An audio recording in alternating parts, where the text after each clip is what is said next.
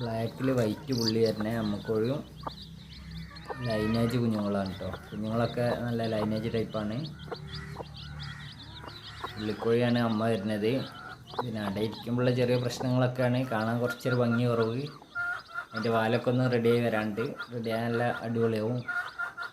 അപ്പോൾ ഇതുപോലെയുള്ള സെറ്റാണെന്നുണ്ടെങ്കിൽ 1500 വരും. 1500, 1600 ഓരോന്നോരോ ലെവലിലാണ് വരിക. ഇത് 1500 കൊടുത്തതാണ്. ഇതുപോലെയുള്ളതൊക്കെ ഉണ്ട് നമ്മൾ കൊടുക്കണേ. അവിടെ ഇരുന്ന് വിരിഞ്ഞ തന്നെയാണ്, ബോക്സിൽ ആണ്.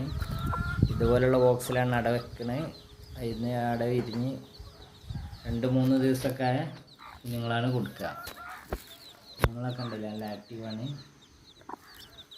ലൈനേജ് കുഞ്ഞുങ്ങളാണ് കേട്ടോ. അടിപൊളി. നമ്മളെ കയ്യിൽ നിന്ന് ഇങ്ങനെ ഫുഡ് കഴിക്കുന്നത് നല്ല ആക്റ്റീവാണ്. പിന്നെ ഒരുപാട് ആൾക്കാർ നമ്മൾ ഓർഡർ ചെയ്തിട്ടുണ്ട് ലൈനേജ് ടൈപ്പ് മാത്രമായിട്ട് കിട്ടുമെന്ന് വെച്ചിട്ട്. അപ്പോൾ ഇടയ്ക്ക് ഉണ്ടാവലുണ്ട്, നിങ്ങൾ മെസ്സേജ് അയയ്ക്കുക. പിന്നെ എന്താ വെച്ചാൽ ഇടയ്ക്കൊന്ന് ഓർമ്മ വയ്ക്കാൻ മതി. പിന്നെ ഒരു വിഷയം എന്താ വെച്ചാൽ കുറേ മെസ്സേജുകൾ വരുന്നുണ്ട്. അപ്പോൾ എല്ലാം നമുക്ക് നോക്കാനോ റിപ്ലൈ കൊടുക്കാനൊന്നും കഴിയുന്നില്ല.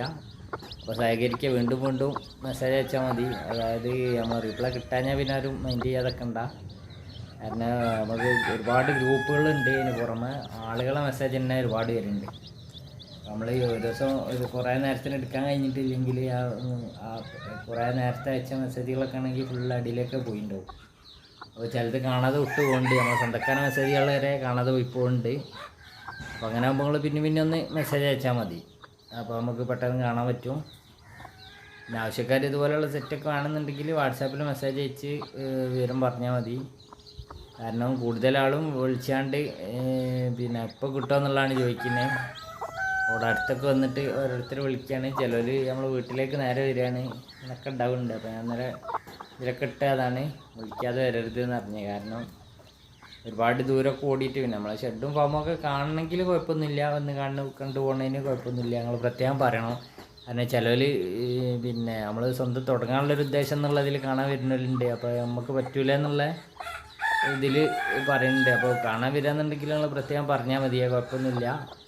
സാധനം ഇല്ലെങ്കിലും വന്ന് കണ്ടു പോവാം.